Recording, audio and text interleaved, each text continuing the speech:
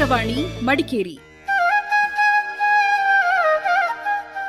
ವ್ಯಕ್ತಿ ವಿಶೇಷ. ವಿವಿಧ ಕ್ಷೇತ್ರಗಳಲ್ಲಿ ಸಾಧನೆ ಮಾಡಿರುವ ವ್ಯಕ್ತಿಗಳ ಪರಿಚಯ.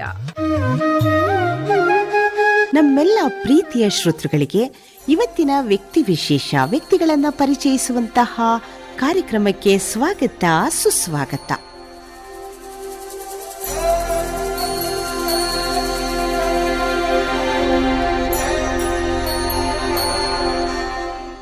ಶ್ರೋತೃಗಳೇ, ಇವತ್ತಿನ ವ್ಯಕ್ತಿ ವಿಶೇಷ ಈಗಾಗಲೇ ನಿಮಗೆ ವಿವರ ತಿಳಿದಿದೆ. ಪ್ರೋಮೋ ನಿರಂತರವಾಗಿ ಪ್ರಸಾರ ಆಗ್ತಾ ಇದೆ. ನಿರೀಕ್ಷಿಸಿ ಅಂತ ನಾವು ಪ್ರಸಾರ ಮಾಡಿದ ತಕ್ಷಣ ಶ್ರೋತೃಗಳು ಕರೆ ಮಾಡಿ ಆ ಸಮಯ ಹೇಳಿದರೆ ಚೆನ್ನಾಗಿರುತ್ತಿತ್ತು. ನಿರೀಕ್ಷಿಸಿ ಅಂದಾಗ ನಮಗೆ ಕುತೂಹಲ. ಹಾಗಾಗಿ ಸಮಯ ಹೇಳಿ, ದಿನಾಂಕ ಹೇಳಿ ಅಂತ ಹೇಳಿದ್ದುಂಟು. ಆದರೆ ಇವತ್ತಿನ ವ್ಯಕ್ತಿ ವಿಶೇಷದ ಅತಿಥಿ ಮಡಿಕೇರಿ ಆಕಾಶವಾಣಿಗೆ ಬಂದದ್ದು ಹೇಗೆ, ಆಹ್ವಾನಿಸಿದ್ದು ಹೇಗೆ, ಅತಿಥಿಯಾಗಿ ಆಗಮಿಸಿ ನಿಮ್ಮ ಜೊತೆ ತಮ್ಮ ಭಾವನೆಗಳನ್ನು ಹಂಚಿಕೊಂಡಿದ್ದು ಹೇಗೆ ಅಂತ ಆರಂಭದಲ್ಲಿ ಹೇಳಲೇಬೇಕು. ಹೀಗೆ ಸಂಕ್ರಾಂತಿ ಸಮಯ ಅಂದರೆ ಜನವರಿ 14 ಅಂದು ಪತ್ರಿಕೆಯನ್ನು ಓದುವಾಗ ನೀವು ಕೂಡ ಓದಿರಬಹುದು. ಏನಿತ್ತು ಪತ್ರಿಕೆಯಲ್ಲಿ ಅಂದರೆ, ಸ್ಕೂಟರ್ನಲ್ಲೇ ಅಮ್ಮನಿಗೆ ಪುಣ್ಯಕ್ಷೇತ್ರಗಳ ದರ್ಶನ, ತಂದೆ ತಾಯಿಯನ್ನು ಬುಟ್ಟಿಯಲ್ಲಿ ಕೂರಿಸಿಕೊಂಡು ಯಾತ್ರೆಗೆ ಕರೆದೊಯ್ದ ಶ್ರವಣನ ಕಥೆಗೆ ಇಂಬು ಕೊಡುವಂತೆ ಆಧುನಿಕ ಕಾಲದಲ್ಲಿಯೂ ತಂದೆ ಇಲ್ಲವೇ ತಾಯಿಯನ್ನು ದ್ವಿಚಕ್ರ ವಾಹನದಲ್ಲಿ ತೀರ್ಥಯಾತ್ರೆ ಮಾಡಿಸುವ ಸತ್ಸಂಪ್ರದಾಯ ಪಡೆಯುತ್ತಿರುವುದು ಆಗಾಗ್ಗೆ ಬೆಳಕಿಗೆ ಬರುತ್ತಿರುತ್ತದೆ.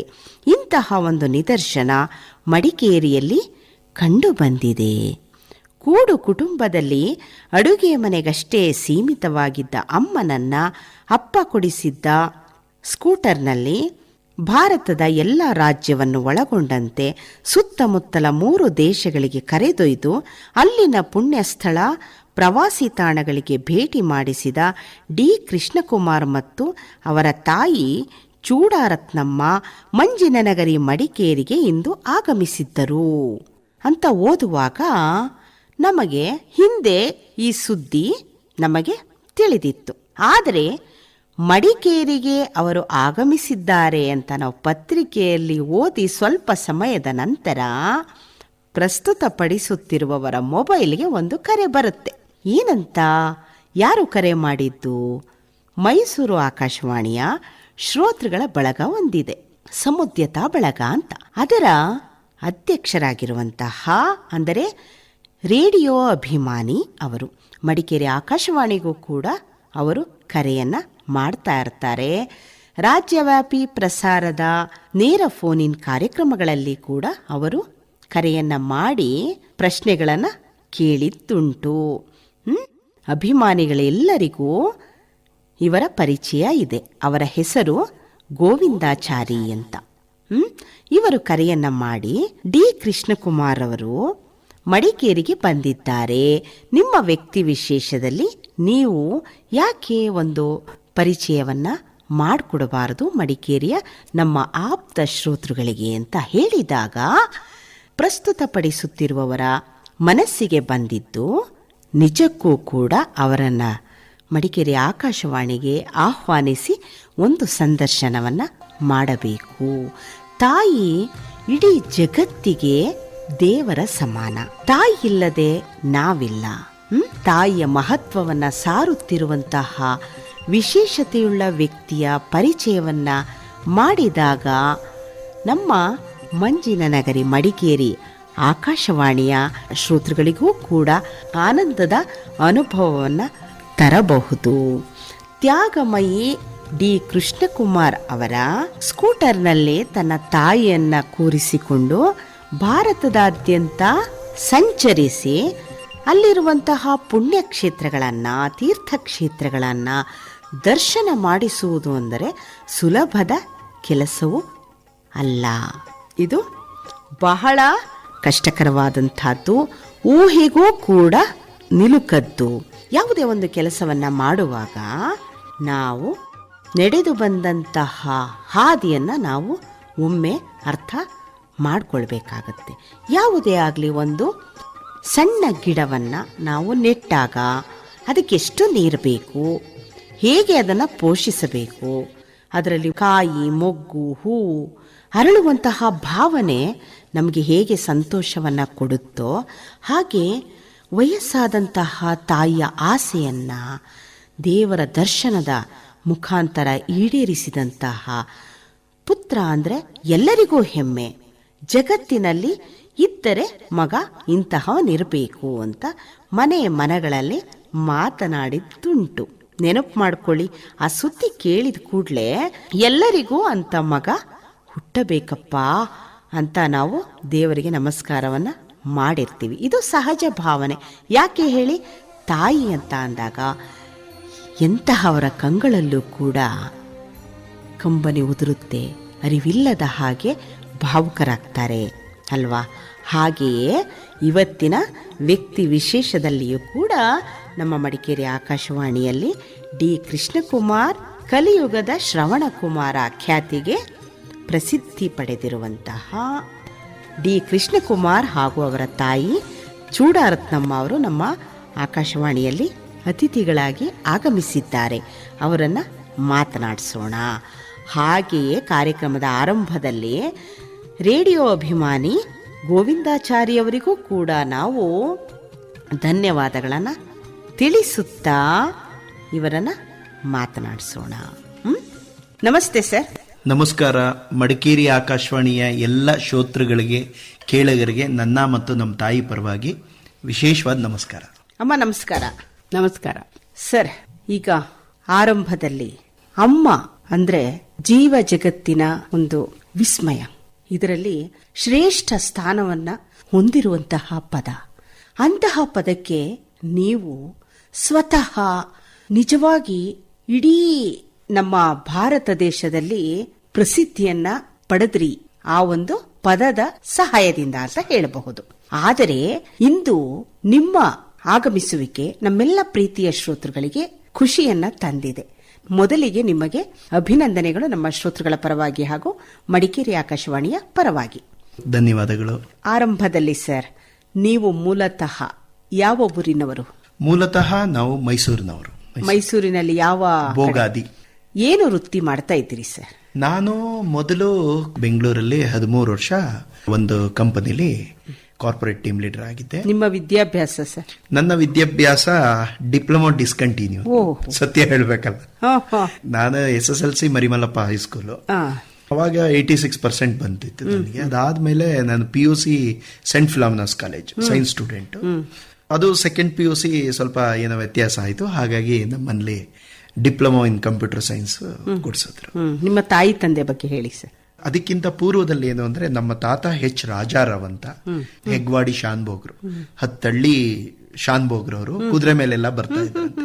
ನಮ್ಮ ಅಜ್ಜಿ HS ಸುಬ್ಬಲಕ್ಷಮ್ಮ ಅಂತ, ಬಹಳ ದೊಡ್ಡ ವ್ಯಕ್ತಿತ್ವಗಳು, ಅರಳಿ ಮರದ ತರ ಅವರು ಎಲ್ಲ. ಇಡೀ ನಮ್ಮ ಎಷ್ಟು ಒಂದು 40-50 ಜನ ಒಂದು ಸದಸ್ಯರ ಒಂದು ಕುಟುಂಬಕ್ಕೆ ಅವರು ಹಿರಿಯರಾಗಿದ್ರು.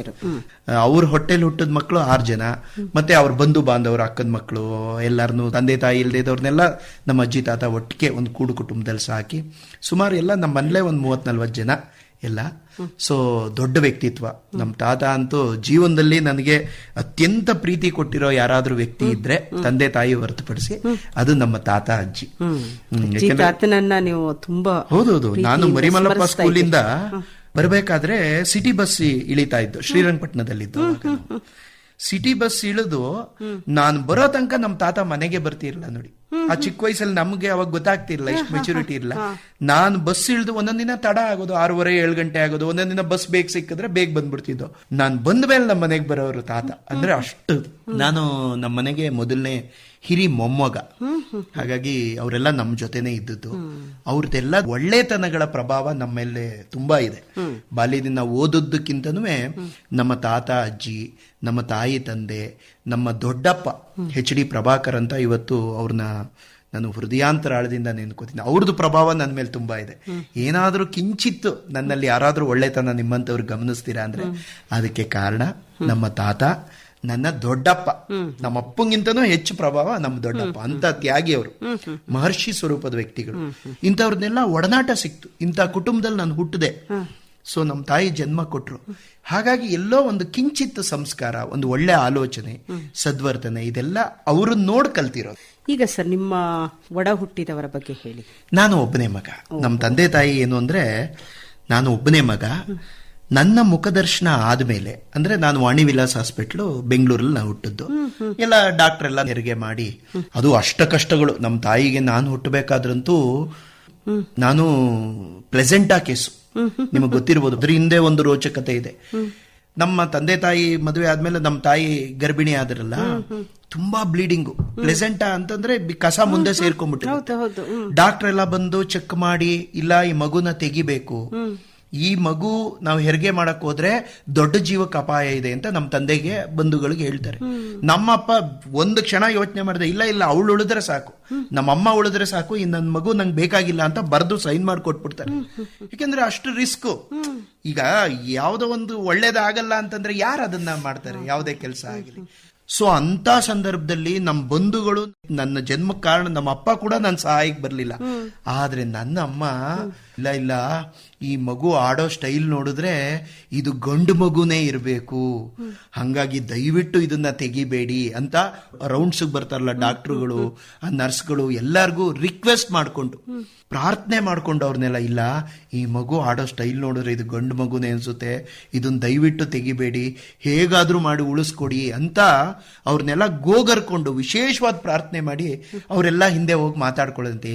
ಪಾಪ ಚೂಡಾರತ್ನ ಅಷ್ಟು ಕೇಳ್ಕೋತಾರೆ, ಅಷ್ಟು ಗೋಗರ್ಕೋತಾರೆ. ನಾವೆಲ್ಲ ಸೇರಿ ಹೇಗಾದ್ರೂ ಮಾಡಿ ಈ ಮಗುನ ಅವ್ರಿಗೆ ಉಳಿಸ್ಕೊಡೋಣ ಅಂತ ಅವರೆಲ್ಲ ಟೊಂಕ ಕಟ್ ನಿಂತು ಬಹಳ ರಿಸ್ಕ್ ಇಂದ, ಇಬ್ರು ಜೀವನ ಅಪಾಯದಲ್ಲಿತ್ತು. ನಮ್ಮ ಅಮ್ಮಂಗಂತೂ ಮರುಜನ್ಮ. ಅದಕ್ಕೆ ಇವತ್ತು ನಮ್ಮ ಅಮ್ಮನಿಗೆ ಪ್ರತಿನಿತ್ಯ ಪಾದ ನಮಸ್ಕಾರ ಮಾಡ್ತೀನಿ. ಅವ್ರ ಪಾದ ತೊಳೆದು ನಾನು ನೀರು ಕುಡಿತೀನಿ. ಯಾಕೆಂದ್ರೆ ಬೇರೆ ಯಾರಾದ್ರೂ ಆ ಸ್ಥಾನದಲ್ಲಿ ಇದ್ದಿದ್ರೆ, ಬೇಡಪ್ಪ ಬೇಡ, ಯಾಕೆ ಇಷ್ಟು ರಿಸ್ಕ್ ಇದೆ, ಯಾಕೆ ಬೇಕು, ತೆಗೆದುಬಿಡಿ ಅಂತ ಹೇಳ್ಬಿಡೋರು. ಆದ್ರೆ ನಮ್ಮಮ್ಮ ನನ್ನನ್ನು ಅಷ್ಟು ಕಷ್ಟಪಟ್ಟು ತನ್ನ ಜೀವನ ಒತ್ತೆಗಿಟ್ಟು ನನಗೆ ಬದುಕೊಟ್ಟಿದ್ದಾರೆ. ಇದೆಲ್ಲ ನಮ್ಮ ಅಮ್ಮನ ಬಾಯಿಂದಾನೆ ಕೇಳಿದೆ. ನನ್ಗೆ ಏನು ಅಂದ್ರೆ, ಈಗ ನಾನು ಯಾವಾಗ್ಲೂ ಯಾವ ವಯಸ್ಸಿನಲ್ಲಿ ನಿಮ್ಗೆ ಈ ಮಾಹಿತಿ ಕೊಟ್ಟು? ಇದೆಲ್ಲ ಈಗ ಗೊತ್ತಾದದ್ದು. ನಮ್ಮಮ್ಮ ಚಿಕ್ಕದ್ರಿಂದನೂ ನಿಮ್ಗೆ ಒಂದು ವಿಚಾರ ಹೇಳ್ಕೊಂಡಿರ್ಲಿಲ್ಲ. ಯಾಕೆಂದ್ರೆ ಅವಿಭಕ್ತ ಕುಟುಂಬ ನಮ್ದೆಲ್ಲ 10-15 ಜನ ಇದ್ದು. ನಮ್ ತಂದೆ ತಾಯಿಗೆ ನಾನು ಒಬ್ನೇ ಮಗ ಆದ್ರೂ ನಮ್ಮ ಅಪ್ಪಂಗೆ ಏನು ಅಂದ್ರೆ ಹೆಣ್ಮಕ್ಳು ಕಂಡ್ರೆ ತುಂಬಾ ಇಷ್ಟ. ಹೆಣ್ಮಕ್ಳು, ಅವ್ರಿಗೂ ಹೆಣ್ಮಕ್ಳುಗಳೇ ಆಗಿತ್ತು. ಸೊ ಹಾಗಾಗಿ ಏನು ಅಂತಂದ್ರೆ ಎಲ್ಲರೂ ಇದ್ದದ್ರಿಂದ ಸ್ವಲ್ಪ ಗಂಡ ಹೆಂಡತಿ ತಾಯಿ ಮಕ್ಕಳು ತುಂಬಾ ಸಲಿಗೆಯಿಂದ ಇರಕ್ ಆಗ್ತಿರ್ಲಿಲ್ಲ. ಹಂಗಾಗಿ ಅಷ್ಟು ನಮ್ಗೆ ಪ್ರೀತಿ ಮಾತುಗಳು ಅವೆಲ್ಲ ಏನೂ ಇರ್ತಿರ್ಲಿಲ್ಲ. ಎಲ್ಲ ಸ್ಟ್ರಿಕ್ಟು, ಕಣ್ಣು ಮೂಗಲ್ಲೇ. ಇವನ್ ನಮ್ಮ ಅಪ್ಪ ಕೂಡ ವಾಣಿ ವಿಲಾಸ್ ಹಾಸ್ಪಿಟಲ್ ಅಲ್ಲಿ ನನ್ನ ಜನನ ಆದ್ಮೇಲೆ ನಮ್ಮ ಅಪ್ಪ ಅಮ್ಮ ಇಬ್ರು ಋಷಿಗಳ ತರ ಇದ್ರು.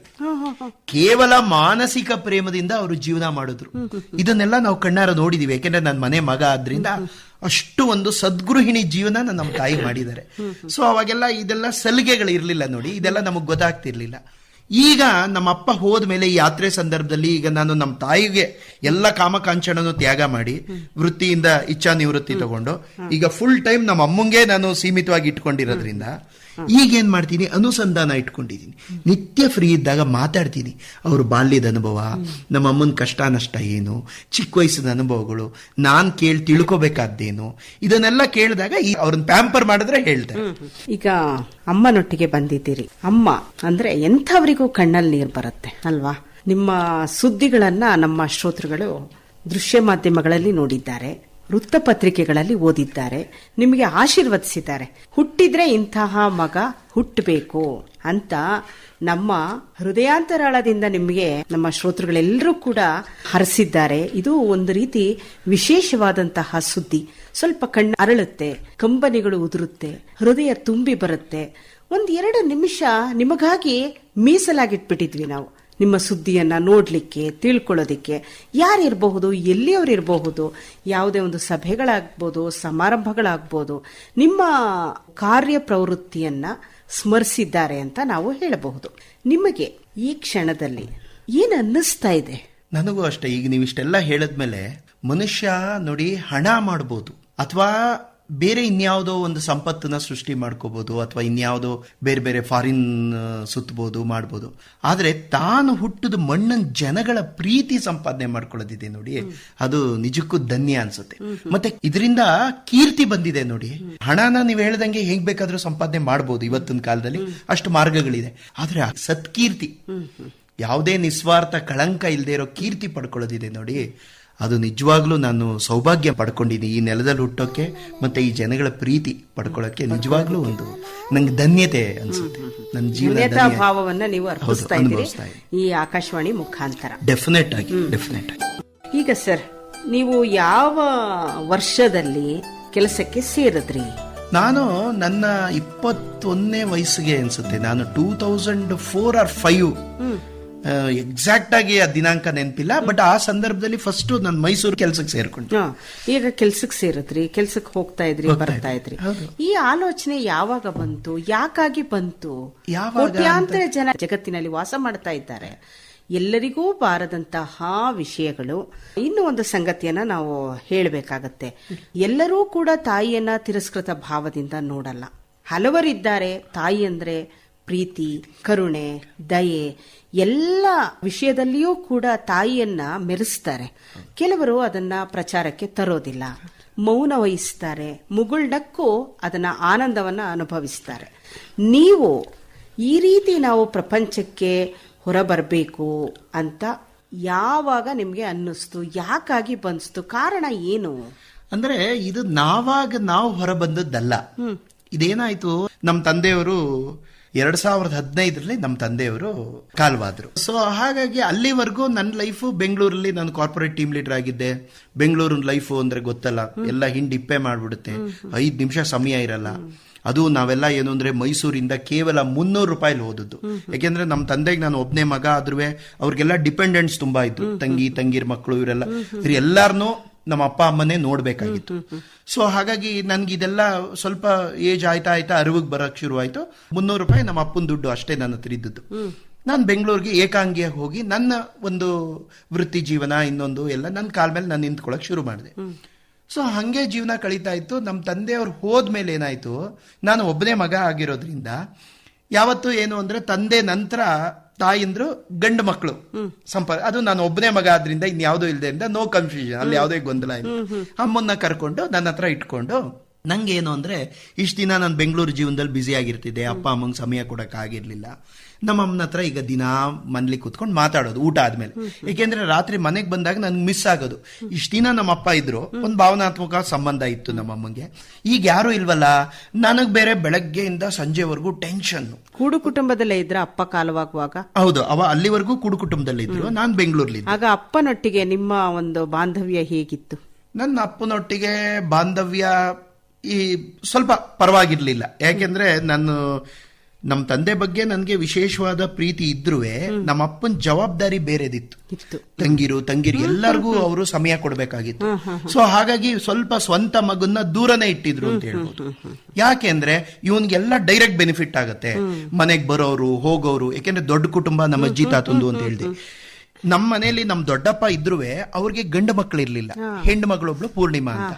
ಯಾವಾಗ ನಮ್ ತಂದೆ 2ನೇವ್ರು, ಆದ್ರೆ ಮೊದಲನೇ ಗಂಡು ಮೊಮ್ಮಗ ನಾನೇ ಆದ್ರಿಂದ ಇವ್ರಿಗೆ ಸ್ಟಾರ್ಡಮ್ ಬಂದ್ಬಿಡ್ತು.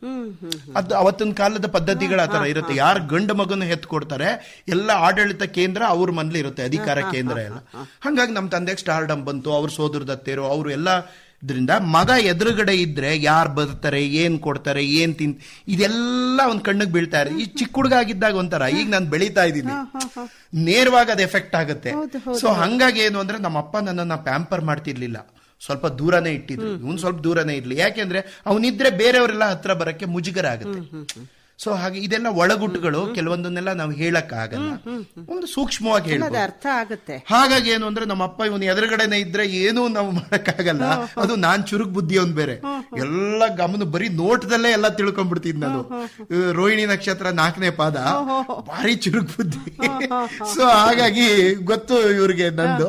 ಹಾಗಾಗಿ ನಮ್ಮ ಅಪ್ಪ ಸ್ವಲ್ಪ ದೂರದಲ್ಲಿ ಇಟ್ಟಿದ್ರು. ಬಟ್ ಆದ್ರೆ ಪ್ರೀತಿ ಇತ್ತು. ನಮ್ಮಪ್ಪ ನನ್ನನ್ನ ಯಾರು ಇಲ್ದೇದ ಕದ್ದು ಮುದ್ದು ಕೊಡೋರು. ನಮ್ಮ ಅತ್ತೆರು ಅವ್ರ ಮುಂದೆ ಎಲ್ಲ ಮಗನ್ ಶಮಣ್ಣ ನೀನು ಮೆರೆಸ್ಬೇಡ ಮಗನ್ ಮುದ್ದು ಮಾಡಿ ಯಾಕೆಂದ್ರೆ ಅವ್ರಿಗೆಲ್ಲ ಏನೋ ಒಂದು ಇನ್ಸೆಕ್ಯೂರ್ ಇತ್ತು. ಸೊ ಯಾಕೆಂದ್ರೆ ಅವರೆಲ್ಲ ನಮ್ಮ ಅಪ್ಪನ್ನೇ ಇದನ್ನೆಲ್ಲ ನೀವು ಗ್ರಹಿಸ್ತಿದ್ರ, ಅರ್ಥ ಆಗ್ತಿತ್ತಾ? ಚಿಕ್ಕ ವಯಸ್ಸಲ್ಲಿ ಅರ್ಥ ಆಗ್ತಿರ್ಲಿಲ್ಲ, ಈಗೆಲ್ಲ ಯೋಚನೆ ಮಾಡೋದ್ರ ಅರ್ಥ ಆಗುತ್ತೆ. ಸೊ ಹಂಗಾಗಿ ಅವಾಗ್ಲೂ ಅದಕ್ಕೆ ನಾನು ಹೇಳಿದ್ದವಾಗ ನಮ್ಮ ಅಮ್ಮನ ಹತ್ರನು ಮಾತಾಡಕ್ಕೆ. ನಿಮ್ಗೆ ಎಷ್ಟು ವರ್ಷ ಅವಾಗ? ಅವಾಗೆಲ್ಲ ಚಿಕ್ಕ ಹುಡುಗರು, ನಾವೆಲ್ಲ ತುಂಬಾ ಚಿಕ್ಕ ಹುಡುಗರು. ಈಗ ಬೆಳೀತಾ ಬೆಳೀತಾ ಯಾಕದು ಏನು ಎಲ್ಲಾನು ಅರ್ಥ ಯೋಚನೆ ಮಾಡ್ಕೊಳ್ತೀರಾ? ಹೌದು, ಸಾಧ್ಯ ಆಗುತ್ತೆ. ಮತ್ತೆ ಇವೆಲ್ಲ ಮಿಸ್ ಆಗೋದ್ರಿಂದನೂ ಏನೋ ನಮ್ಮ ಅಮ್ಮನ ಬಗ್ಗೆ ಅಪಾರವಾದ ಪ್ರೀತಿ. ನಮ್ಮಮ್ಮ ಏನು ಅಂದ್ರೆ ನನ್ನನ್ನ ತಪಸ್ ಮಾಡಿ ಎತ್ಕೊಂಡಿದಾರಲ್ಲ. ನಿಮ್ಮ ಕೂಡು ಕುಟುಂಬದಲ್ಲಿ ದೊಡ್ಡಪ್ಪ ದೊಡ್ಡಮ್ಮ ಅವರ ಮಕ್ಕಳು ಮತ್ತೆ ಬೇರೆಯವರೆಲ್ಲರೂ ಕೂಡ ಇದ್ದಾಗ ಅಮ್ಮ ಯಾವ ರೀತಿ ನಿಮ್ಮನ್ನ ಮುದ್ದು ಮಾಡ್ತಾ ಇದ್ರು? ಅವರು ಕೂಡ ಮುದ್ದು ಮಾಡಕ್ ಅವಕಾಶನೇ ಇರ್ಲಿಲ್ಲ. ಯಾಕೆಂದ್ರೆ ಎಲ್ಲರಿಗೂ ಪೇಯ್ನ್ ಆಗೋದು, ಎಲ್ಲೋ ಒಂದು ಭಾವನೆ. ನಮ್ಮ ಅಪ್ಪ ಅಮ್ಮ ತುಂಬಾ ಸಾತ್ವಿಕರು, ಸಜ್ಜನರು. ತನ್ನ ಮಗನ್ನ ಜಾಸ್ತಿ ಮೆರೆಸ್ಬಿಟ್ರೆ ಬೇರೆಯವ್ರಿಗೆಲ್ಲ ಹರ್ಟ್ ಆಗುತ್ತೆ ಅನ್ನೋ ಭಾವನೆ ಇತ್ತು. ಯಾಕೆಂದ್ರೆ ನಮ್ಮ ಅಪ್ಪನೇ ಹೆಡ್ ಆಫ್ ದ ಫ್ಯಾಮಿಲಿ ಆದ್ರಿಂದ ಎಲ್ಲ ಅವ್ರ ಸುತ್ತನೇ ಗಿರ್ಕಿ ಹೊಡೆಯೋದು. ಯಾವುದೇ ಡಿಸಿಷನ್ಸ್ ಆಗ್ಲಿ, ಒಂದ್ ಕೊಡೋದು ಬಿಡೋದು ತರೋದು ಮಾಡೋದು ಎಲ್ಲ. ನಮ್ಮಪ್ಪ ಅಂತೂ ಕೊಡುಗೈ ದಾನಿ. ಬಂದದ್ನೆಲ್ಲ ಹಂಗೆ ಎಲ್ಲಾರ್ಗು ಅಲ್ಲಲ್ಲೇ ಖರ್ಚು ಮಾಡ್ಬಿಡೋರು. ಅದು ಸೊ ನನಗೂ ಏನೋ ತುಂಬಾ ಮಗಂಗ್ ಇಡಬೇಕು ಇವತ್ತು ಆತರ ಬುದ್ಧಿ ಹೇಳಿ. ಅವರ ಹೆಸರು ಶ್ರೀ ದಕ್ಷಿಣಾಮೂರ್ತಿಗಳು ಅಂತ. ಹೆಸರಿಗೆ ತಕ್ಕಂಗೆ ಅವರು ಮೂರ್ತಿಯಾಗಿದ್ರು. ಅಷ್ಟು ಕೊಡುಗೈ ದಾನಿ. ಇವತ್ ನೋಡಿ, ಅದಕ್ಕೆ ನಮ್ಮ ಅಪ್ಪನ ಬಗ್ಗೆ ನಮ್ಗೆ ಹೆಮ್ಮೆ ಅನ್ಸುತ್ತೆ. ಎಲ್ಲಿ ಹೋದ್ರು ಎಲ್ಲಿ ಬಂದ್ರು ಗುಣಗಳನ್ನು ಕಂಡು ಹೌದೌದು ಅದು. ಯಾಕೆಂದ್ರೆ ಇವತ್ತು ನಮ್ಗೆ ಒಂದು ಹೆಮ್ಮೆ ಕೊಟ್ಟಿದ್ದಾರೆ. 100 ಕೋಟಿ ಆಸ್ತಿ ಮಾಡ್ಲಿಲ್ಲ ಅಂದ್ರು ನಮ್ಮಪ್ಪ ಅವರು ಎಲ್ಲಾ ಬಾಂಧವ್ಯಗಳಿಗೆ ಬೆಲೆ ಕೊಟ್ಟಿದ್ದಾರೆ, ಸಂಬಂಧಗಳಿಗೆ ಬೆಲೆ ಕೊಟ್ಟಿದ್ದಾರೆ. ಎಲ್ಲರೂ ನಮ್ಮ ಮನೆಗೆ ಎಷ್ಟು ಸಲೀಸಾಗಿ ಬಂದು ಇದ್ದು ತಿಂಗಳಾನ್ಗಟ್ಲೆ ಇಟ್ಕೊಳ್ಳೋರು. ಈಗೆಲ್ಲ ನೋಡಿ, ಸ್ವಂತ ಸಂಬಂಧಗಳು ಮನೆಗೆ ಹೋಗೋದು ಎಷ್ಟು ಕಷ್ಟ. ಆದ್ರೆ ನಮ್ಮ ಮನೆ ಯಾವಾಗ್ಲೂ ಒಂದು ಜೇನು ಗೂಡನ್ ತರ ಗಿಜ್ಗುಟ್ಟೋದು. ಅಷ್ಟು ಬರೋರು ಹೋಗೋರು, ಊಟೋಪಚಾರಗಳು ಎಲ್ಲ ಇರೋರು. ಇದಿದ್ದಾಗ ಏನಾಯ್ತು ಅಂತಂದ್ರೆ ನನ್ನನ್ನ ಸ್ವಲ್ಪ, ಯಾಕೆಂದ್ರೆ ಮಗಂಗೆ ಮುಂದೆ ಎಲ್ಲ ಡೈರೆಕ್ಟ್ ಬೆನಿಫಿಟ್ ಆಗ್ಬಿಡುತ್ತೆ. ನಾಳೆ ದಿನ ಮಕ್ಕಳುಗಳಿಗೆ ಮೆಚುರಿಟಿ ಇಲ್ಲದೆ ಗೊತ್ತಿರಲ್ಲ. ಹಂಗಾಗಿ ನಾನು ಸ್ವಲ್ಪ ಬೆಂಗಳೂರಲ್ಲಿ ಇರ್ತಿದ್ದೆ. ಯಾವಾಗ ನಮ್ಮ ತಂದೆಯವ್ರ ಕಾಲ್ವಾದ್ರು ಆಮೇಲೆ ನನ್ನ ಅಮ್ಮ ನಾನು ತುಂಬಾ ಹತ್ರ ಆದ್ವಿ. ಮನ್ಸು ಮಾತಾಡ್ಕೊಳ್ಳೋದು. ಅಲ್ಲಿವರೆಗೂ ನನ್ ಚಿಕ್ಕ ಹುಡುಗ ಗೊತ್ತಾಗ್ತಿರ್ಲ, ಆಟ ಪಾಠ ಬರೀ ಊಟ ತಿಂಡಿ ಇಷ್ಟರಲ್ಲೇ. ಈಗ ಪ್ರಪಂಚ ನೋಡಿದ್ದೆ ನಾನು ಬೆಂಗಳೂರಿಗೂ.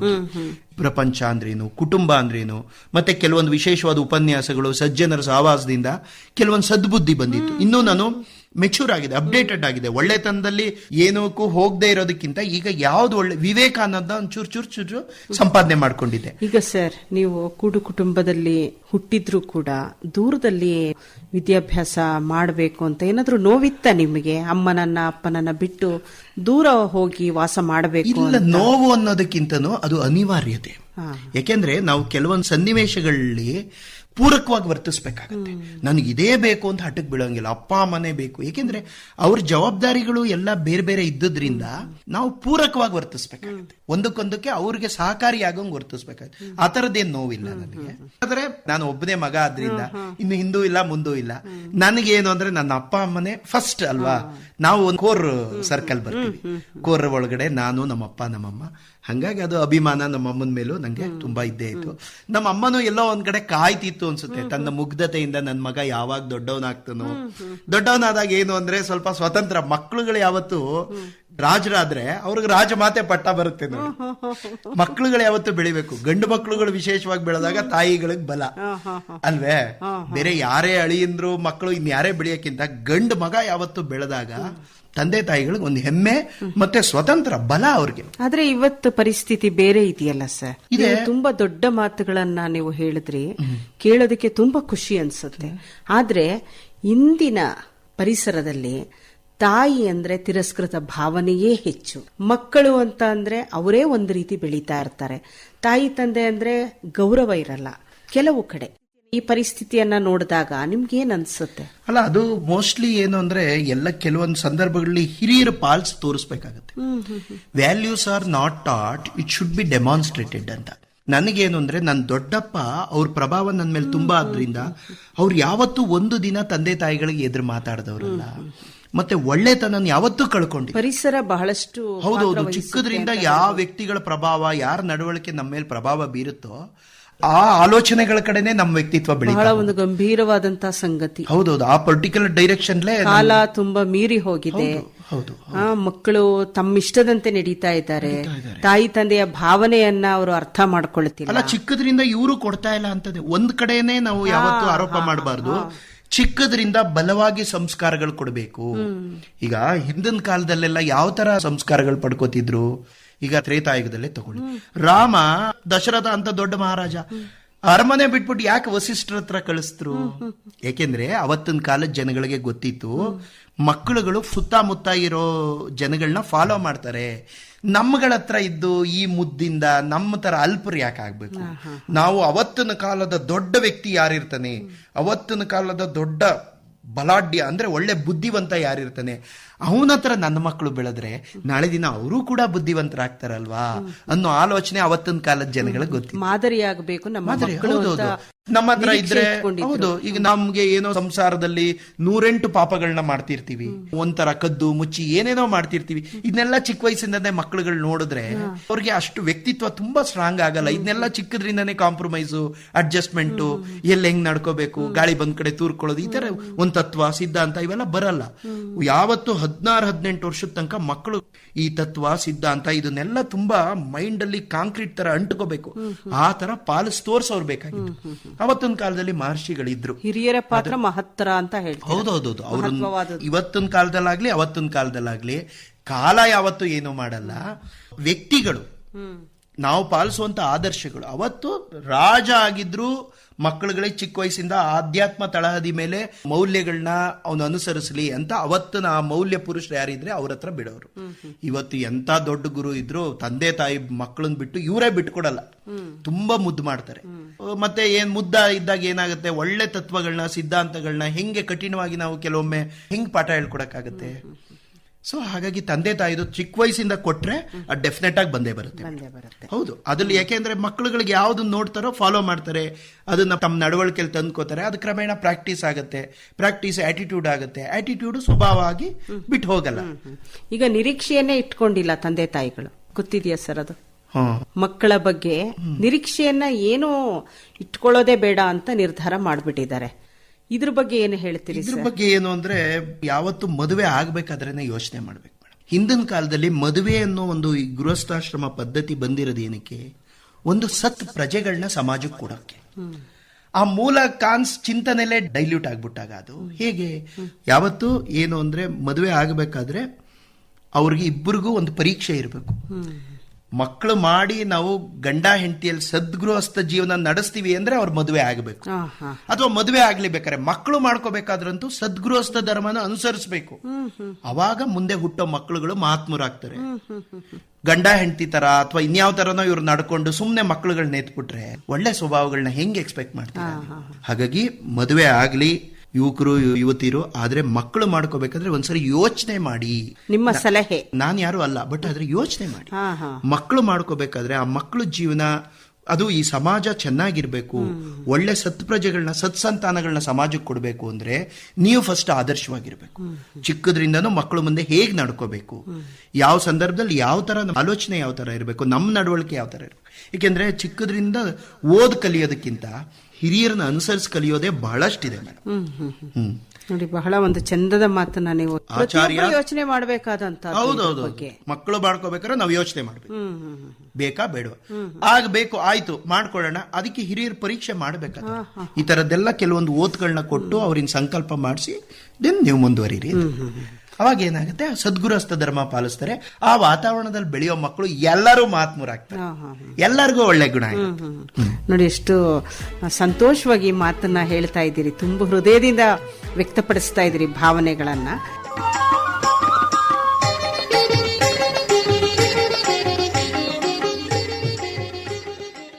ಪುಣ್ಯಕ್ಷೇತ್ರಗಳ ತೀರ್ಥಯಾತ್ರೆ, ಈ ಒಂದು ಆಲೋಚನೆ ಯಾವಾಗ ಬಂತು ಸರ್ ನಿಮ್ಗೆ? ಅದು ಒಂದಿನ ಏನಾಯ್ತು ಅಂದ್ರೆ, ನಾನು ಅದೇ ಹೇಳ್ತಿದ್ದೆ, ನನ್ನ ಕೆಲ್ಸಕ್ಕೆ ಹೋಗ್ತಾ ಇದ್ದೆ. ಮನೆಗೆ ಬಂದಾಗ ನನ್ನ ಅಮ್ಮ ಪಾಪ ಬೆಳಗ್ಗೆಯಿಂದ ಒಂದೇ ಇರೋದು. ಮುಂಚೆ ಆದ್ರೂ ಕೂಡ್ ಕುಟುಂಬ, ನಮ್ಮಪ್ಪ ಎಲ್ಲ ಇರ್ತಿದ್ರು ಹೆಂಗೋ. ಈಗ ನಾನು ಬೆಂಗಳೂರಲ್ಲಿ ಬೆಳಗ್ಗೆ 7:30 ಮನೆ ಬಿಟ್ರೆ ಬರೋದೇ ರಾತ್ರಿ 8-8:30 ಆಗೋದು. ಇನ್ನೊಂದೊಂದನ್ನ ಲೇಟು ಆಗೋದು. ಬೆಂಗಳೂರು ಜೀವನ ಅಂದ್ರೆ ಗೊತ್ತಲ್ಲ ಅದು. ಸೊ ನನಗೆ ಫೀಲ್ ಆಗೋದು, ಆ ಟೈಮಲ್ಲಿ ಅಮ್ಮನ ಪಕ್ಕ ಕೂತ್ಕೊಂಡು ಊಟ ಮಾಡ್ತಾ ಲೋಕಾಭಿರಾಮವಾಗಿ ಮಾತಾಡೋದು. ಸೊ ಅವಾಗ ಒಂದಿನ ಏನ್ ಮಾಡಿದೆ, ಕೆಲವೊಂದು ಪ್ಲೇಸ್ಗಳ ಹೆಸರು ಹೇಳಿದೆ. ತಿರುವಣ್ಣಾಮಲೈ, ತಿರುಕ್ಕೋಯಿಲು, ತಿರುವಾರಂಗ್, ಈ ತರದ್ದೆಲ್ಲ. ಅಮ್ಮ ಇದನ್ನೆಲ್ಲ ನೋಡಿದ್ಯಮ್ಮ ನೀನು? ಅದಕ್ಕೆ ತಕ್ಷಣ ನಮ್ಮಮ್ಮ ಏನ್ ಹೇಳ್ತು ಅಂದ್ರೆ, ಅಯ್ಯೋ ನಾನು ಪಕ್ಕದಲ್ಲಿರೋ ಬೇಲೂರು ಹಳೆಬೀಡು ಇವತ್ತಿನವರೆಗೂ ನೋಡಿಲ್ಲ ಕಣಪ್ಪ ಅಂತ ಮುಖದಲ್ಲಿ ನಿರಾಶೆ ಭಾವದಿಂದ ಹೇಳ್ತು. ಅದು ನೋಡಿ ನನ್ ಕರಳು ಚುರ್ರಂತ. ನಾನು ಯಾಕೆಂದ್ರೆ ಮುಂಚೆಯಿಂದನೂ ತಾಯಿ ಪ್ರೇಮ ಮತ್ತೆ ನಾನು ಚುರುಕ್ ಬುದ್ಧಿಯವನಾದ್ರಿಂದ ಸ್ಪಂದಿಸ್ತೀನಿ. ಮುಖದಲ್ಲಿ ಭಾವನೆಗಳು ನೋಡಿ ಅದಕ್ಕೆ ನಾನು ಮಾತ್ರ ಇಷ್ಟೆಲ್ಲಾ ಪ್ರಪಂಚ ನೋಡಿದೀನಿ, ನನ್ನ ಹೆತ್ತ ತಾಯಿ ಮಾತ್ರ ಇವತ್ತಿನವರೆಗೂ ಪಕ್ಕದಲ್ಲಿರೋ ಬೇಲೂರು. ಅದು ದ ಸೆನ್ಸ್ ಆಫ್ ರಿಯಲೈಸೇಷನ್. ನನಗೆ ಈ ಬುದ್ಧಂಗ್ ರಿಯಲೈಸ್ ಆಗುತ್ತೆ ಗೊತ್ತಾ. ಅವನು ಚಕ್ರವರ್ತಿ ಮಗ, ಇವನ್ ಭಾವಿ ಚಕ್ರವರ್ತಿ, ಆದ್ರೂ ಕೂಡ ಅವನು ಕೆಲವೊಂದು ಘಟನೆಗಳನ್ನ ನೋಡಿ ಅವನಿಗೆ ದ ರಿಯಲೈಸೇಷನ್ ಅಂತಾರೆ ನೋಡಿ, ಆ ತರ ನನಗೂ ನಾನು ಮಾತ್ರ ಇಷ್ಟೆಲ್ಲ ನೋಡಿದೀನಿ, ನನ್ನ ಹೆತ್ತ ತಾಯಿ ಮುಖದಲ್ಲಿ ನಿರಾಶೆ ಬಂತಲ್ಲ, ಕಳ್ಳು ಚುರ್ರಂತೂ ನಾನು ಸಾಂತ್ವನ ಮಾಡಿದೆ. ಅಮ್ಮ ನೀನೇನು ಯೋಚನೆ ಮಾಡ್ಬೇಡ, ನಿನ್ಗೆ ಬೇಲೂರು ಹಳೆಬೀಡು ಒಂದೇ ಅಲ್ಲ ಕಣಮ್ಮ, ಇಡೀ ಭಾರತನೇ ತೋರಿಸ್ತೀನಿ, ಸುಮ್ನಿರು ಅಂತ ಒಂದು ಮಾತು ಕೊಟ್ಟೆ. ಆಶ್ವಾಸನೆ ಅಂತಾರಲ್ಲ, ಮಾತು ಕೊಟ್ಟೆ, ಭರವಸೆ ಕೊಟ್ಟೆ. ಕೊಟ್ಟ ಮೇಲೆ ನಾನು ಪೂರೈಸ್ಬೇಕಲ್ವಾ. ಅದು ಬೇರೆಯವ್ರಿಗೆ, ಹೊರಗಡೆ ಜನಗಳಿಗೆ ನಾವೆಷ್ಟೋ ಮಾತು ಕೊಟ್ಟಾಗ ಉಳಿಸ್ಕೋತೀವಿ, ಹೆತ್ತ ತಾಯಿ ಕೊಟ್ಟ ಮೇಲೆ ಅದನ್ನ ಪಾಲಿಸ್ಬೇಕಲ್ಲ. ಸೊ ಹಾಗಾಗಿ ನನ್ಗೇನು ಅಂದ್ರೆ ಮಾತು ಕೊಟ್ಟ ಮೇಲೆ ಅದ್ರ ಪ್ರಕಾರ ನಡ್ಕೋಬೇಕು ಅಂತ ನಾನು ಜನವರಿ 14, 2018 ಇಚ್ಛಾ ನಿವೃತ್ತಿ ತಗೊಂಡೆ. ಅಲ್ಲಿವರೆಗೂ ಏನು ಅಂದ್ರೆ ಸರಳವಾದ ಬದುಕಿಗೆ ಎಷ್ಟು ದುಡ್ಡು ಬೇಕೋ ಅಷ್ಟು ದುಡ್ಡು ನಮ್ಮ ಹತ್ರ ಇತ್ತು. ಎಲ್ಲ ಲೆಕ್ಕಾಚಾರದಿಂದನೇ ನಾವು ಯಾತ್ರೆ ಶುರು ಮಾಡಿದ್ರು. ಸಾಕು, 21ನೇ ವಯಸ್ಸಿಗೆ ನಾನು ಬ್ರಹ್ಮಚರ್ಯ ಸಂಕಲ್ಪ ಮಾಡ್ಬಿಟ್ಟೆ. ಮದುವೆ ಆಗ್ಬಾರ್ದು ಅಂತ ನನಗೆ ಡಿಸೈಡ್ ಬಂದ್ಬಿಡ್ತು. ಎಲ್ಲ ಈ ಫ್ಯಾಮಿಲಿ ಒತ್ತಡಗಳು ಇದು ಎಲ್ಲ ಸೇರಿ ಇಲ್ಲಪ್ಪ, ಯಾಕೆಂದ್ರೆ ಪ್ರತ್ಯಕ್ಷವಾಗಿ ನನ್ನ ಕಷ್ಟಗಳನ್ನ, ನಮ್ಮ ಅಮ್ಮನ ಕಷ್ಟಗಳನ್ನ ಚಿಕ್ಕ ವಯಸ್ಸಿನ ನೋಡ್ತಾ ಇದ್ದೆ. ಸೊ ಈಗಲಾದ್ರೂ ನನ್ನ ಕಾಲದಲ್ಲಾದ್ರೂ ನನ್ನ ಅಮ್ಮನ್ನ ನಾನು ಸುಖವಾಗಿ ನೋಡ್ಕೋಬೇಕು. ಬೇರೆ ಯಾರ ಕೈಲೋ ಹೆಂಡತಿನ ಬಂದು ಮಕ್ಕಳು ಬಂದು ಅವ್ರ ಕೈಲಿ ಸೇವೆ ಮಾಡ್ಸೋದಲ್ಲ, ನಾನೇ ಸುಖವಾಗಿ ನೋಡ್ಕೋಬೇಕು ಅಂತ ಅದೇನೋ ಒಂದು ಸಬ್ ಕಾನ್ಶಿಯಸ್ ಮೈಂಡ್ ಅಲ್ಲಿ ನನಗೆ ತಲೆ ಒಳಗಡೆ ಚಿಕ್ಕದ್ರಿಂದ, conscious mind, sub conscious mind, super conscious mind ಅಂತಾರಲ್ಲ ಆ ತರ. ಸೊ ಹಾಗಾಗಿ ಏನ್ ಮಾಡಿದೆ, ಜನವರಿ 14 ರಾಜೀನಾಮೆ ಕೊಟ್ಟು ಜನವರಿ 16, 2018 ಯಾತ್ರೆನ ಪ್ರಾರಂಭ ಮಾಡಿದೆ. ಯಾಕೆಂದ್ರೆ ಆಲ್ರೆಡಿ 68 ವರ್ಷ ವಯಸ್ಸಾಗಿ ತಮ್ಮಂಗೆ. ಯಾಕೆಂದ್ರೆ ಇವತ್ತು ಕಾಲ ನಮ್ ಕೈಲಿರಲ್ಲ. ಅದಕ್ಕಿಂತ ಮುಂಚೆ ನಾವೇನ್ ಮಾಡ್ಬೇಕು, ನಮ್ಮ ಬದುಕಿದ್ದಾಗ ಅವ್ರ ಆಸೆ ಪೂರೈಸ್ಬೇಕು. ಈಗ ಗೊತ್ತಾಯ್ತು ನನಗೆ ಅವ್ರ ಆಸೆ ಏನು ಅಂತ ಸೂಕ್ಷ್ಮವಾಗಿ ಗೊತ್ತಾಯ್ತು. ಸೊ ಅದಕ್ಕೆ ಇಮಿಡಿಯೇಟ್ ಪ್ರಯಾರಿಟಿ ಕೊಡಬೇಕು. ಹಾಗಾಗಿ ಇಮಿಡಿಯೇಟ್ ಪ್ರಯಾರಿಟಿ ಕೊಟ್ಟು ಫಸ್ಟ್ ನಾನು ಮನೆಯಿಂದ ಹೊರಗಡೆ ಹೇಗೆ ಶುರುವಾಯ್ತು ಸರ್ ಪ್ರಯಾಣ? ಫಸ್ಟ್ ಅದೇ ಬಜಾಜ್ ಚೇತಕ್ ಸ್ಕೂಟರ್. ಯಾಕೆಂದ್ರೆ ಆ ಸ್ಕೂಟರ್ ಬಗ್ಗೆ ನನಗೆ ಒಂದು, ಶ್ರೋತೃಗಳೇ, ಡಿ ಕೃಷ್ಣಕುಮಾರ್ ಹಾಗೂ ಅವರ ತಾಯಿಯ ಮಾತುಗಳು ಮುಂದಿನ ವ್ಯಕ್ತಿ ವಿಶೇಷ ಕಾರ್ಯಕ್ರಮದಲ್ಲಿ ಆಲಿಸಬಹುದು. ನಮ್ಮೆಲ್ಲ ಪ್ರೀತಿಯ ಶ್ರೋತೃಗಳಿಗೆ ಮತ್ತೊಮ್ಮೆ ನಮಸ್ಕಾರ, ಶುಭ ಸಂಜೆ.